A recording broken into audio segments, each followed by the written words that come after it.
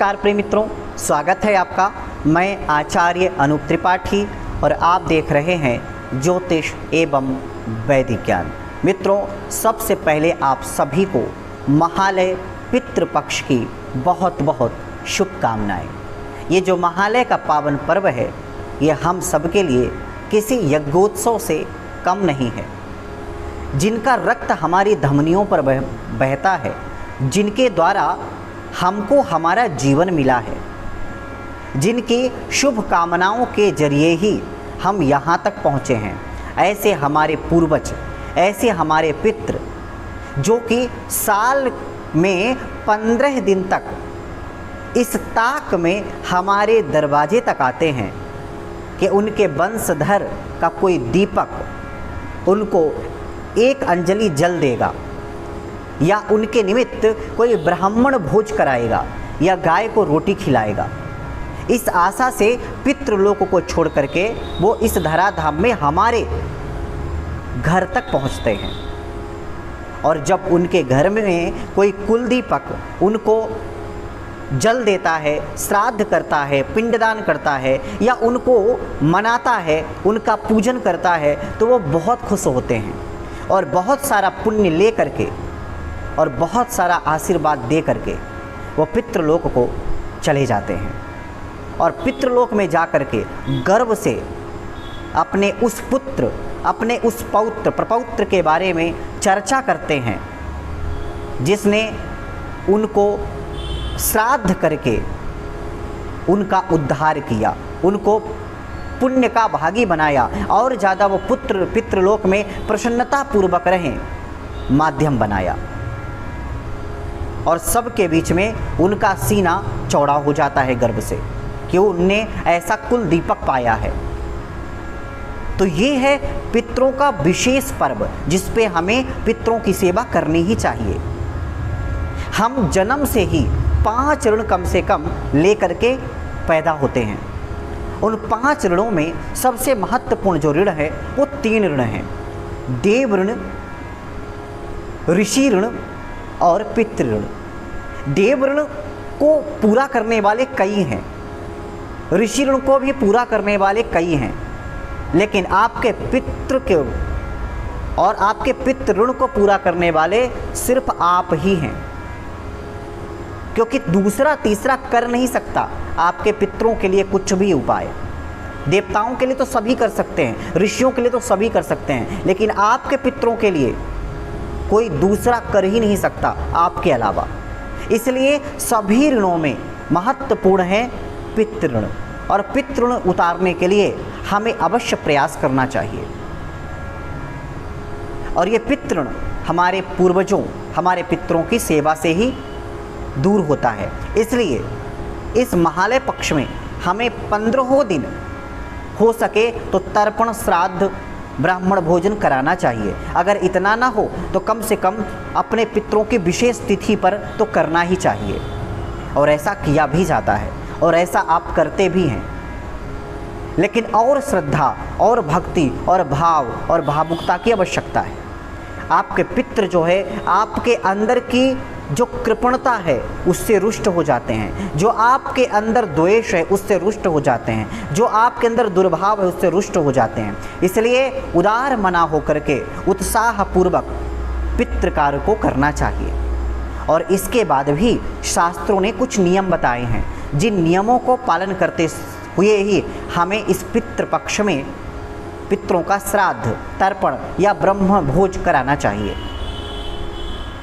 तो आज हम आपको 7 ऐसे नियम बताने वाले हैं, 7 प्रश्न जो कि आप लोगों ने ही हमसे पूछे हैं, और उसका जवाब हम लेकर के आप सबके सामने उपस्थित हुए हैं।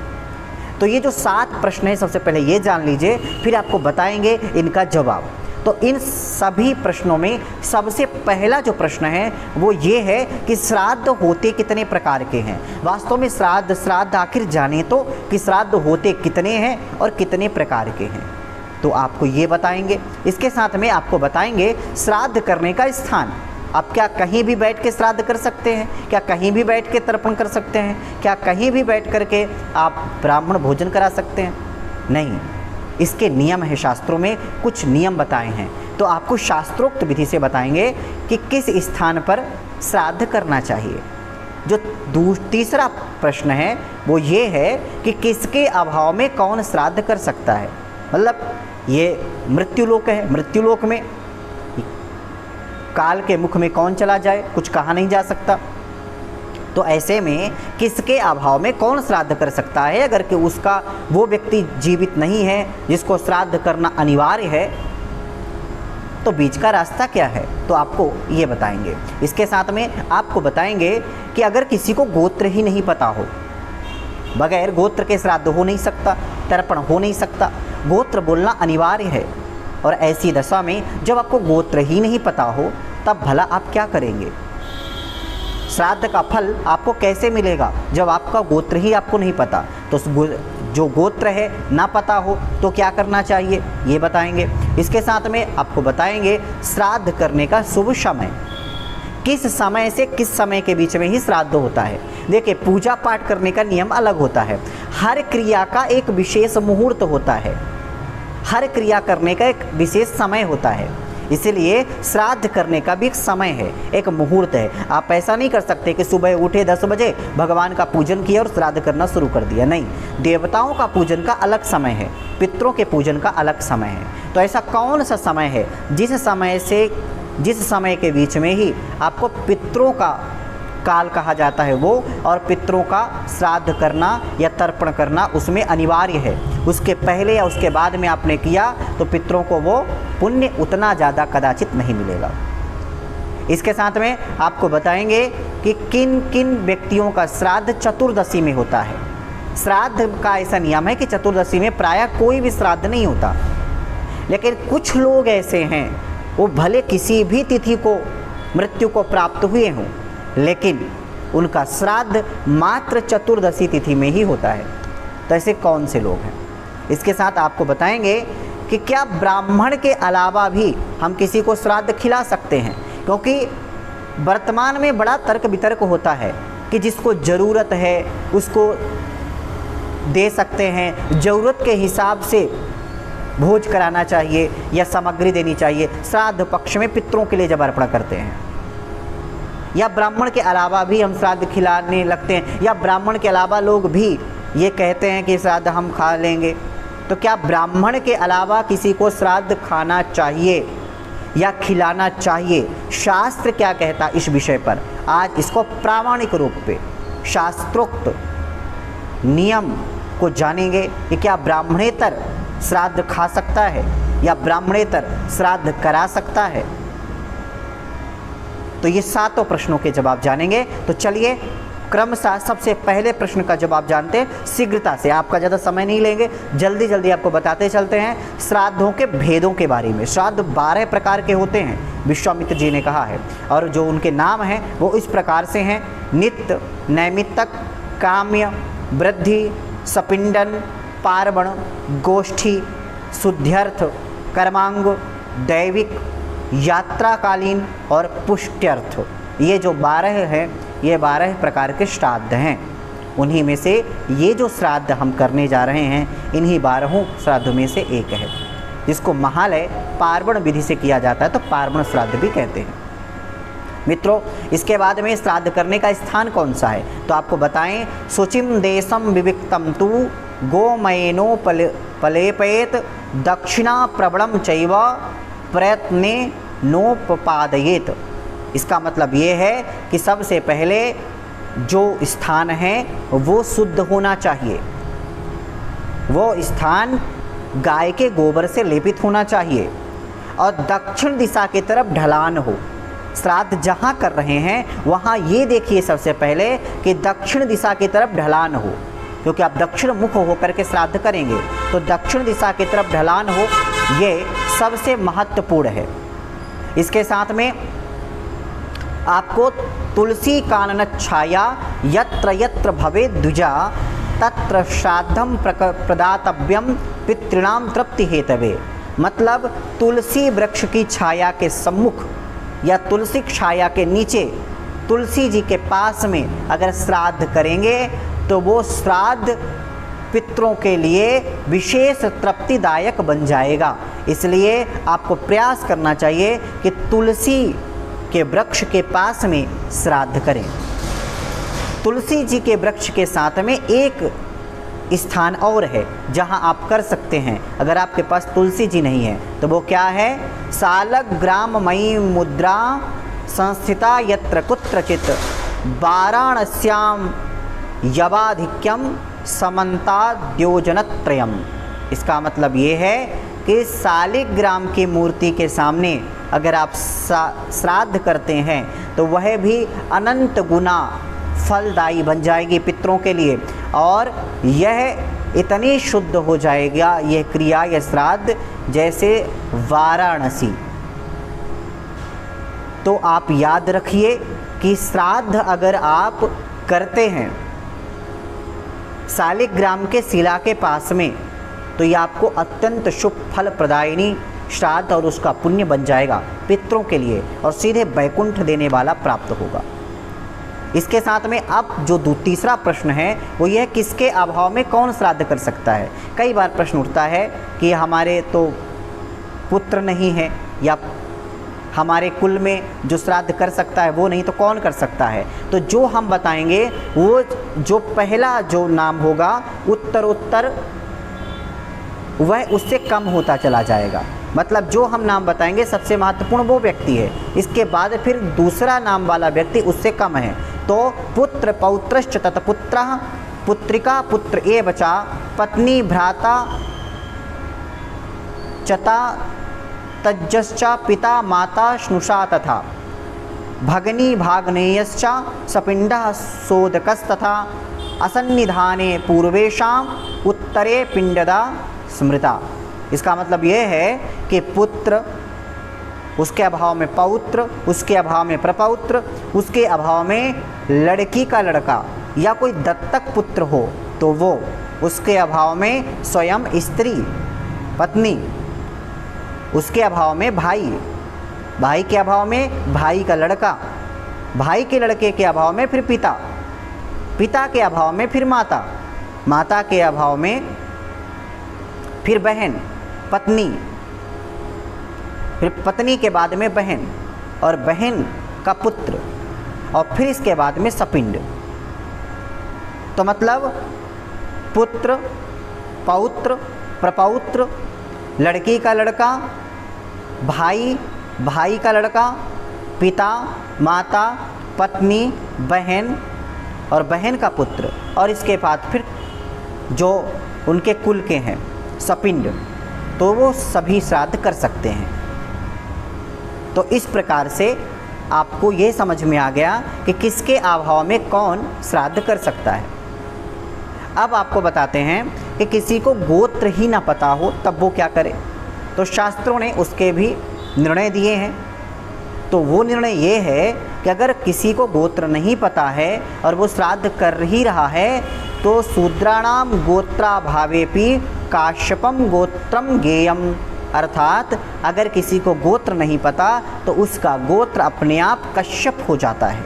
मतलब हम सभी कश्यप की संतानें हैं, इसलिए हम सभी का गोत्र कश्यप ही है। तो मूलभूत जो गोत्र है वो कश्यप ही है। तो आप कश्यप गोत्र लगा करके श्राद्ध कर सकते हैं। गोत्र नाशे तो काश्यपः, मतलब अगर गोत्र का नाश हो जाए तो हम सबका गोत्र जो है वो कश्यप ही हो जाता है। तो आपको कश्यप गोत्र अपना बोलना चाहिए। इसके साथ में अब श्राद्ध करने का शुभ समय क्या है, तो हम आपको बताएं कि श्राद्ध करने का शुभ समय 8वें मुहूर्त से लेकर के 12वें मुहूर्त के बीच में होता है। अब मुहूर्त दिन में 15 होते हैं, मतलब एक दिन में 15 मुहूर्त होते हैं दिन में। अब एक दिन भर में 15 मुहूर्त होंगे तो 8वें मुहूर्त से लेकर के 12वें मुहूर्त पर्यंत ही श्राद्ध होता है। एक मुहूर्त 2 घटी का होता है, एक घटी 24 मिनट की होती है। तो सूर्य उदय से सूर्यास्त के बीच में अब आप कैलकुलेशन लगा सकते हैं। वैसे आपको अगर एक सूत्रात्मक सैद्धांतिक भाषा में बताएं तो दोपहर के 12 बजे से लेकर के संध्या के 4 या 3:30 4 के बीच में इसी बीच में ही श्राद्ध होता है, इसी बीच में ही तर्पण होता है, इसी समय ही ब्राह्मण को भोजन कराना चाहिए, ना तो इसके पहले और ना इसके बाद में। कोशिश यह भी करें, क्योंकि यह भी बहुत बड़ा नियम है और ये बहुत आवश्यक है। इसके साथ में अब बात करते हैं कि किन किन का श्राद्ध चतुर्दशी में होता है। तो मित्रों, वृक्षारोहण लौहाद्यै विद्युत जल विषाग्निभिः नखि दृष्टि विपन्नाये तेषां शस्ता चतुर्दशी। इसका अर्थ यह है कि अगर कोई वृक्ष से गिर करके या वृक्ष पर किसी के वृक्ष के द्वारा मृत्यु हो जाए तो उसकी लोहे से, मतलब गोली तलवार या किसी प्रकार बंदूक आदि से लोहे से किसी की मृत्यु हो जाए तो उसका विद्युत मतलब करंट लगने से या आग में जलने से, विद्युत उसके ऊपर आग बिजली गिर जाने से अगर कोई ख़त्म होता है, मृत्यु को प्राप्त होता है, तो उसका जल विषाग्नि भी, अगर जल के द्वारा मतलब जल में डूबने से, बहने से या विष के द्वारा या अग्नि में जलने से अगर किसी की मृत्यु होती है, या किसी ऐसे नख वाले जानवर या ऐसे बड़े बड़े दांत वाले जानवर के द्वारा चबाए जाने से या उनके द्वारा हत्या कर दी जाने से जिनका मृत्यु हुई है, उनका श्राद्ध सिर्फ चतुर्दशी में होगा, चाहे वो किसी भी दिन मृत्यु को प्राप्त हुए हों। उनका श्राद्ध शास्त्रों के अनुसार मात्र चतुर्दशी में ही होगा। नखि दृष्टि विपन्नाये तेषां शस्ता चतुर्दशी। मित्रों, अब आखिरी सवाल और उसका जवाब ये है कि क्या ब्राह्मण के अलावा भी श्राद्ध खिला सकते हैं या ब्राह्मण के अलावा भी श्राद्ध करा सकते हैं? ये प्रश्न बहुत उठता है और इसमें बहुत लोग अब कहीं ना कहीं एक मार्ग से भटक चुके हैं। लोग कंबल बांट देंगे, गरीबों को खिला देंगे, ये सब जायज़ है, सब कुछ सही है, सब कुछ अच्छा है। आप गरीबों को बांटिए, गरीबों को खिलाइए, लेकिन शास्त्र समझिए वो क्या कहता है। तो शास्त्र में लिखा है कि आप हर ब्राह्मण को भी श्राद्ध नहीं खिला सकते। श्राद्ध के लिए पात्र अपात्र की कल्पना की गई है, और अगर अपात्र है तो वह भले ब्राह्मण ही क्यों ना हो, आप उसको श्राद्ध नहीं खिला सकते, आप उसके द्वारा श्राद्ध नहीं करा सकते। और अगर वो सुपात्र है तो आपको श्राद्ध कराना चाहिए, उसी के श्राद्ध का भोजन खिलाना चाहिए। और ब्राह्मणेतर जो है, ब्राह्मण के अलावा कोई है, वो भले ही कितना पात्र हो, लेकिन उसको श्राद्ध खिलाने से बचना चाहिए। कम से कम श्राद्ध के विषय में, श्राद्ध में जिस समय पुण्यार्जन की बात हो रही हो। हाँ, आप श्राद्ध के अलावा या श्राद्ध में ही बगैर श्राद्ध के आप किसी को भी कुछ भी मदद कर सकते हैं, कुछ भी खिला सकते हैं, कुछ भी परोपकार कर सकते हैं, कुछ भी दान कर सकते हैं। लेकिन जब श्राद्ध में नियम की बात आएगी तो फिर उस समय ब्राह्मण ही लगेगा, और वो ब्राह्मण जो शास्त्रों द्वारा निर्दिष्ट है। तो वो कौन सा है? योगी भिक्षुकः सामगो ब्रह्मवेत्ता पंचाग्निश्चा श्रोत्रियस्तत्सुतो वा संबुद्ध्यायी श्रीशपदाब्ज सेवी पांथश्चैते तुत्तमाः संप्रतिष्ठा श्राद्धेषु विनियोज्यास्ते ब्राह्मणा ब्रह्मवित्तमा ये योनि गोत्र मंत्रांते वासी संबंध वर्जिता। दयो तो इस प्रकार से, मतलब वो ब्राह्मण हो, ब्रह्मवित्तमा हो, वो भोलेनाथ का भक्त हो, वो विष्णु भगवान का भक्त हो, वो योगी हो, वो वेद को जानने वाला हो, वो कम से कम गायत्री संध्या करने वाला हो, वो भगवान का पूजन करने वाला हो, आपके श्राद्ध और उसके अन्न का दुरुपयोग करने वाला ना हो, व्यसनी ना हो, व्यभिचारी ना हो। कम से कम इन बातों ब्राह्मण के ऊपर भी देखना चाहिए। लेकिन अगर ऐसी स्थिति बन जाए कि ब्राह्मण या दूसरी जाति में खिलाना पड़े कि एक प्रकार से मूढ़ ब्राह्मण है, मूर्ख ब्राह्मण है, और दूसरी तरफ दूसरी जाति का कोई है, तो शास्त्रों में कहा है कि मूर्ख ब्राह्मण को खिला दो, वो चलेगा, लेकिन दूसरे को खिलाने से आपको कोई फल नहीं मिलेगा। जैसे आप राख में हवन करते हैं, ऐसे ही वो पुण्य आपका राख में हवन की तरह जाएगा, जिसका कोई पुण्य नहीं होगा, जिसका कोई प्रभाव नहीं होगा। तो आशा करते हैं कि आपको ये सब कुछ समझ में आया होगा। मतलब ब्राह्मणेतर किसी को भी श्राद्ध नहीं खिलाना चाहिए। श्राद्ध के विषय में ये ऐसा है कि जैसे शादी में दूल्हे का विशेष महत्व होता है और उसके स्थान पर अगर हम बहुत उदार मना होकर के कहें कि दूल्हे भर की क्या आवश्यकता है, शादी तो है, बारात में तो सभी आए हैं, सज धज के आए हैं, सब लोग तो शादी करना चाहते हैं, सब लोगों को तो शादी करना ही है, तो चलो दूल्हे के अलावा दूसरे को मंडप में बैठा देते हैं। तो नहीं, दूल्हे के अलावा उस मंडप में कोई और नहीं बैठेगा, वही बैठेगा। ऐसे श्राद्ध में सिर्फ ब्राह्मण ही बैठेगा, ब्राह्मणेतर कोई नहीं बैठेगा। हाँ, आप दूसरे को बैठाइए श्राद्ध में, श्राद्ध क्रिया के अलावा सबको बैठाइए, सबको खिलाइए, वो आपके लिए अच्छा रहेगा। तो इसके अलावा दोनों भाइयों को एक साथ श्राद्ध में नहीं बैठाना चाहिए। श्राद्धे भोजनम निषिद्धम, पितृपित्रौ भ्रातरौ, पिता और पुत्र को एक साथ श्राद्ध में बैठा करके नहीं खिलाना चाहिए। जिसकी पत्नी गर्भवती हो उसको भी श्राद्ध में नहीं खिलाना चाहिए। और सगोत्र वालों, जो अपने गोत्रज हैं, उनको भी श्राद्ध पंक्ति में नहीं बैठाना चाहिए। देखिए कितना नियम है। अपने सगोत्र व्यक्ति को भी सगोत्र प्रवरम चैव श्राद्धेषु परिवर्जयेत। जिनका गोत्र एक है, जिनका प्रवर एक है, जो आपके वंशज हैं, उनको आप नहीं खिला सकते श्राद्ध। तो अब चर्चा बहुत लंबी हो गई है, तो चलिए अभी के लिए बस इतना ही। आगे फिर उपस्थित होते हैं आपके सामने एक नई जानकारी के साथ। तब तक के लिए नमस्कार। अगर हमारा चैनल आपने सब्सक्राइब नहीं किया है तो सब्सक्राइब ज़रूर करें। कमेंट के माध्यम से और कुछ जानना चाहते हैं तो ज़रूर